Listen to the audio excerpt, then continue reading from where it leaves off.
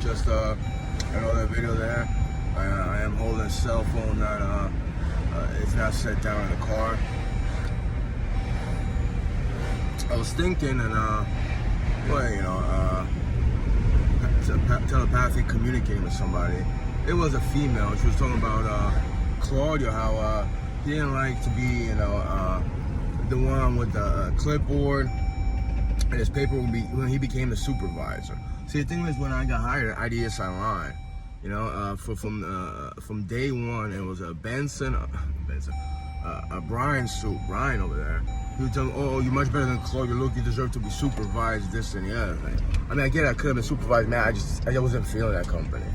It was just like, and Claudio was like that too in the beginning, But he was like, "Oh, well, at least we got something, there's people that don't even have that." But I'm like, yeah, I deserve better, man. It's also the products from China. It was cheap in products. They were very try to be meticulous, and their shortcomings, they would always, especially Benson Ho, the CEO, he would say, well, we're a new company. Right? How's that an excuse? But, Claudio, when he became supervisor, the thing was, I got aggravated him a couple of times, but it wasn't too aggravated. It was just, him telling his girlfriend, which was working, she was working the front desk. She was doing like administrative work. She was a process. She was calling people, I believe, sometimes, and he told her to wrap a package, a shipment like that. We had to send out again because, I don't know, it broke during shipping or something like that. And she had to put a lot of bubble wrap and like cardboard, She would have to, just take a box cutter and wrap it around. And eventually, I did that. But I was like, oh, I'll do it. But then I was like, yo, why don't you do it, Claudio? Also, why don't you tell me to do it? He became the supervisor, and it was just it was kind of funny. It was kind of funny, but it was annoying at the same time. It's like, you could actually do some work. I think he would still do the scanning and stuff like that in the morning. But then after he would just walk around, and he would he would hang out a lot of times. And I'm not exaggerating that, And it became a thing, Also, another thing that really got me aggravated, and people said nobody wanted to do that. We had to do inventory of products, and they just say what it was. You had to scan every envelope and every little item in the department, a separate picking department, and there's this one guy, his name was G. Eric shortened his name for G. I don't know. I forgot what his name was, but G over there, he took it and just scanned the same item 7 or 8 times. It's 7 times, and it's well, that defeats the purpose. Once you just count it and write it down. We had to use these. It was the scanners, but the scanners weren't all that good. Maybe it wasn't the scanner. After a while, they actually got us better scanners. When me and Claudia, we talked about it. It's wasting time. It's aggravating. It's frustrating. Why don't you invest in better scanners? But then there was the Wi-Fi from the laptop. They multiple times they had a tech guy come over, and he would he would work in the ceiling with the cables, so we would get a good internet reception, stuff like that, and it just wasn't working. And to the point where it's we had it was a distributor of Wi-Fi. It was portable, and it still it still wouldn't work properly. But yeah, it's it was me and G and Claudio, his girlfriend, his wife. Later, she became his wife, and another female, I guess. So it was 5 of us.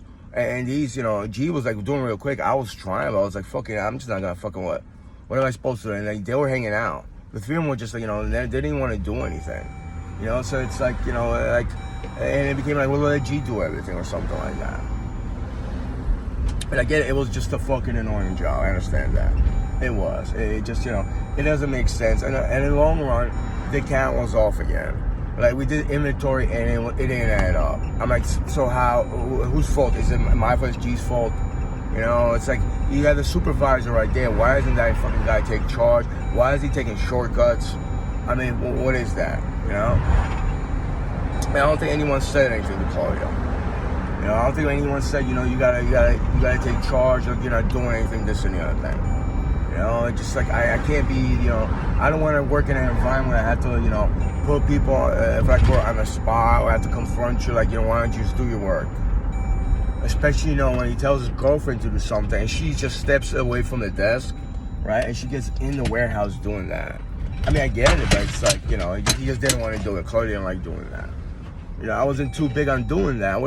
Like right now, it's I have a different mindset. It just became, you know, I think, you know, I wrapped it up with bubble wrap, and then, like, you know, they said, no, that's not good enough, it's gonna break again. Pull more. And a lot of times it was like, you know, I don't know what it was. Like we were running on a bubble wrap or something like that. You know, it was just, you know, the shrink wrap. Later I came comfortable with the shrink wrap, but it was like, they would like, and I was part of it too. We had to build enclosures from pallets around poker tables, and we would lay the poker tables down. And then we had to shrink wrap. It looked so cheap. Like, you know, not a wind could take it apart, but like, you know, when we go shipped by FedEx, these guys, you know, they pick it up with the lift, and they'll probably push the table around and get banged up.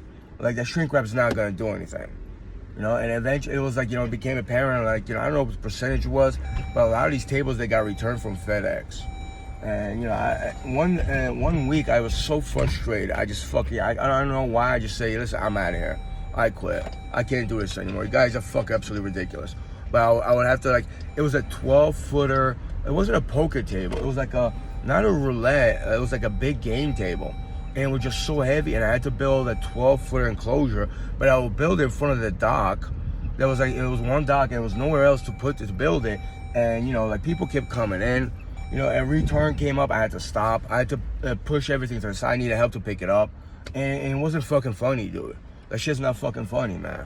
Because some of you people, like, over there, you just didn't even try it. You didn't fucking try to do it. And that was just even funny. It was just like, what the fuck is that? You know, it's like, you know, you complain this and the other thing, you know, you try to be all humble, but in reality, you know, you really don't do your job. And it's like, you know, it became so frustrating, man. Like, not just, you know, him and his clipboard, and, you know, I mean, I don't like the little sweatbands they have with the, you know, the cuff mark, it tightens the angle. You know, it's like, I just, you know, you just walking around the same fucking, it's just, you know, it was just like, it was annoying. It was a job mostly. It was mostly a job, you know, and people just, you know, either not standing up for you, especially myself, when I was, you know, we had meetings and then just, you know, they ignored it, stuff like that. You know, I became apparent, like, you know, I had no one defending me, and I had to, like, you know, stand up for myself.